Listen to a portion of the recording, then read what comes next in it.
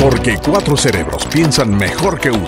Canal 21 presenta el programa con sentido crítico, propositivo, concluyente y recomendatorio. Diálogo con Ernesto López, edición especial. Bueno, esta mañana, y escasamente digamos a una semana nos separa de lo que son los comicios presidenciales en segunda vuelta, y este día queremos hacer una evaluación de la estrategia de campaña electoral desarrollada por los dos partidos que están en contienda. Además vamos a sumar el tema de Venezuela, que era un tema que no habíamos querido abordar, sobre todo en el contexto de los hechos que acontecen en el país suramericano y sobre todo también de la presencia de jóvenes estudiantes que andan de alguna manera denunciando lo que ellos llaman, digamos, las atrocidades cometidas contra el estudiantado en el país suramericano. Un problema social y el factor obviamente de incidencia usado en este caso por el Partido Arena para, digamos, afectar la imagen del candidato de izquierda, el profesor Sánchez Serén. Así que dos temas puntuales vamos a tener esta mañana. Aquí no se trata de que Arena y el FMLN se pongan de acuerdo y que le llamen a eso pacto de nación. No se trata de eso. Yo quiero hacer un llamado a Ricardo Pons. Aquí hay lugar para todos, Ricardo. Y hay lugar para vos. Vos sos un hombre muy importante en el país y muy inteligente. Y necesitamos en esto tus opiniones y tus puntos de vista. De todos. Pero independientes de los partidos. ¿Y a ustedes los areneros, por qué les interesa tanto subir la imagen de Quijano con un debate? ¿Y a ustedes los del FMLN por qué les preocupa? Quijano es un perdedor ya, hombre. ¿Y a ustedes del FMLN por qué les preocupa? Mira, fíjate que yo soy de centro, derecha. Y se vive quitando la máscara. Yo soy de centro derecha, pero como dice una señora del gimnasio donde va mi esposa, sí, su marido es rojo, le dice, no, voy a votar rojo, no es que sea rojo. Pero ella es azul y blanco, entonces sale el tricolor. Arena efectivamente transformó esa campaña del miedo de parte del FMLN en una campaña de propuestas. ¿Por qué fue una campaña del miedo del FMLN? Porque en la primera parte, en la primera vuelta, el FMLN se dedicó a decir, si Arena gana va a perder el vaso de leche, va a perder los uniformes, va a perder los paquetes agrícolas, cuando buena parte de esos proyectos no solo fueron implementados y echados a andar en los gobiernos de Arena, sino que también aparecen propuestos en el Plan País y están no solo seguirlos, sino que mejorarlos y ampliarlos. Este problema es por leche y huevos en Venezuela. Entonces, eso no puede ser un invento de Arena. Las noticias internacionales vuelan, o sea, ya no estamos incomunicados y eso es una realidad. ¿Y por qué Venezuela? Porque es el referente ideológico, económico, político y comercial del FMLN. Entonces no podemos abstraernos de opinar sobre ellos. Creo que esa transición, dijéramos, esa transición de Hugo Chávez, que era un coronel y que teóricamente las revoluciones son antimilitares, esta fue la encabezó un militar, dejó de sucesor a una persona que la camisa le ha quedado de sotana, no le ha quedado adecuadamente, y ahí vemos el desastre en que tiene uno de los países más ricos del mundo. Pero lo más grave es que estamos a punto de que el problema de Venezuela se convierta en un escenario de una nueva guerra fría.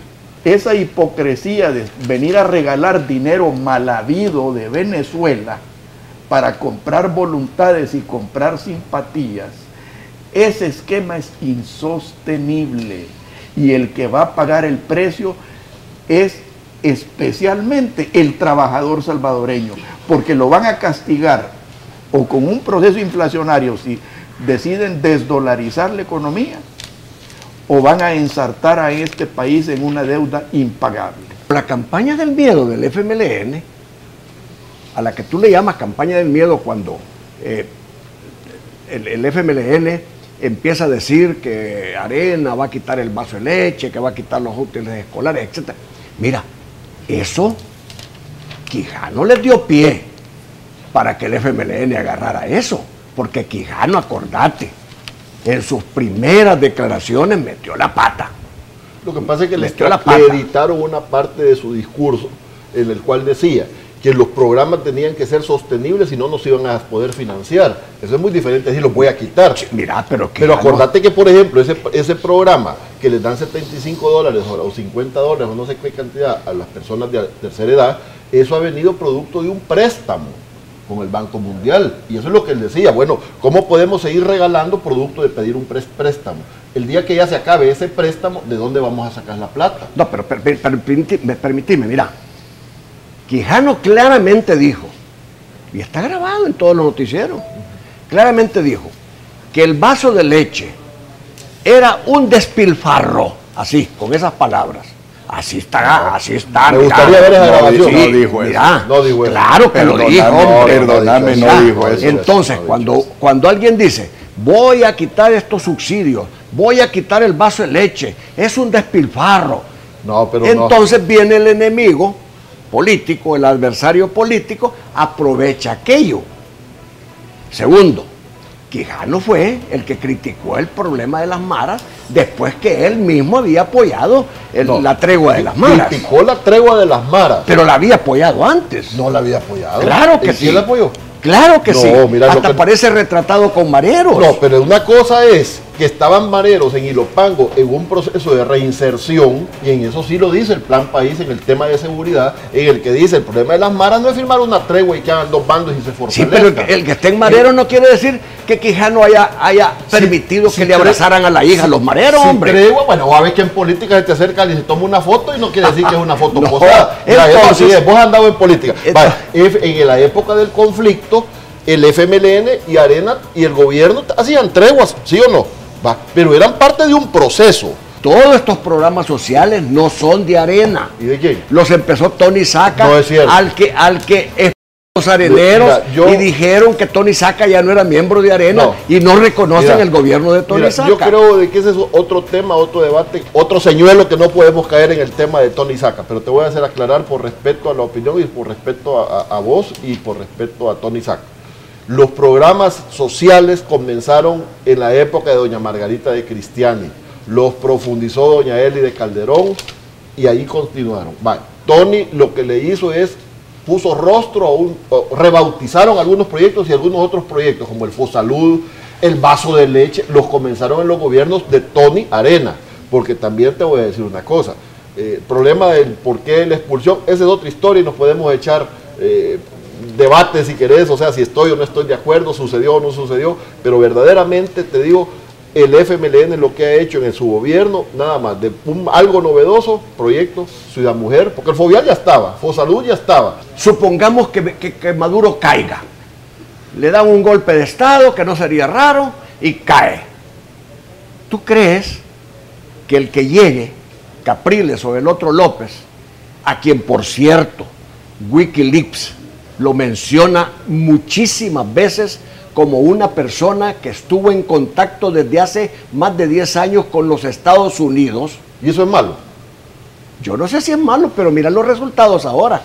No, mira los resultados ahora. Yo estudié en Harvard, entiendo yo. ¿Qué malo puede ser también tener cierta simpatía con Venezuela, Mario? No, lo malo es que no es con Venezuela. No, a eso iba. El pueblo venezolano para comenzar está partido en dos. A eso iba. Unos que apoyan y otros que no apoyan. Sale Maduro y llega Capriles o llega López. ¿No crees tú que para beneficio del pueblo salvadoreño esta gente no tendría que seguir apoyando los programas de ALBA? El mejor beneficio para el pueblo salvadoreño sería que ALBA y el Venezuela se vayan del país. Mira, para responder tu pregunta, eso sería lo mejor, que deben meter su mano política. Mira, considero que El Salvador en los últimos 20 años o 25 años ha tenido una explosión de la clase media. Si no, veamos la cantidad de vehículos que hay. Veamos la cantidad de tiendas que hay, de pequeños negocios que hay. En ese sentido, yo sí creo que El Salvador socialmente ha evolucionado. La misión es generar una sociedad de oportunidades, generar una sociedad donde exista la movilidad social y la movilidad económica. Y eso no se logra ni con el socialismo del siglo XXI, ni con el mercantilismo. Resulta que la realidad no es el conjunto de cosas que nos rodean. Ni lo que vos mirás, ni lo que vos oís, ni lo que vos sentís. La realidad siempre es la autonomía y la independencia de las cosas con respecto a lo que vos pensás de ellas. Es decir, que la realidad no son las cosas como vos las pensás. Y cuando se trata de abordar una realidad histórica como de la que estamos hablando, hay un cierto cambio. Porque el ser humano sí hace la historia, pero no en circunstancias definidas y delineadas por el ser humano. Este es el problema. Cuando veo esta noticia, no me gusta, me preocupa. ¿Y por qué? Es que el bosque cafetero es el único bosque. Y hay que pensar en el agua, hay que pensar en el oxígeno, hay que pensar en la economía. Firmamos en febrero este pacto nacional por la caficultura.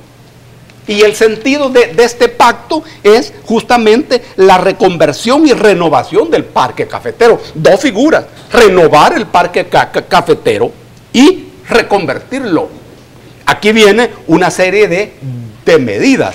Los bancos publicaron esto, donde hay medidas económicas de apoyo a la caficultura. Muy limitadas. Sí. En fondos. Claro, estuvimos en Casa Presidencial hace unos días en esa misma dirección. Ajá. ¿Y por qué? Es que es cierto, la oligarquía controló por décadas el café. Sí, pero hoy el café tiene más valor que precio. Venezuela ha sido y es un país petrolero, poderoso, propiedad de los Estados Unidos y propiedad de una burguesía poderosa, opulenta, corrupta e incapaz políticamente. Como Venezuela tenía millones de dólares, nunca se preocupó ni por tener agricultura, ni por tener capacidad productiva. Entonces, ese descrédito y crisis de los partidos políticos fue lo que Hugo Chávez trabajó de manera genial. Y viene un proceso revolucionario que quitó de manos de los Estados Unidos el control del petróleo, el gas natural, la minería y la riqueza. Ahora viene la primera prueba estratégica de la revolución post-Chávez. Vale, yo creo que la burguesía venezolana está haciendo lo correcto. Orden en esto, ya es suficiente de cátedra. Está luchando, Sí. aprovechando debilidades del proyecto, buscando el derrocamiento de ese gobierno. Para el gobierno revolucionario es una oportunidad. Si hay cosas que corregir, hay que hacerlas. Ok. Mira, Dagoberto, es que mira, te has salteado de tema en tema y yo creo que hay que aterrizar, Dagoberto. Si hay que fortalecer ese proceso revolucionario, pues hay que fortalecerlo. Mira, ojo. Dagoberto, la pregunta original era que si aquí en este país ha evolucionado socialmente. Y la pregunta y la respuesta Pero es no que es si la correcto. clase media ha aumentado en El Salvador o no, si ha habido movilidad social o no, si ha habido movilidad económica o no. Y aquí hablando del café, que yo algo sé del café,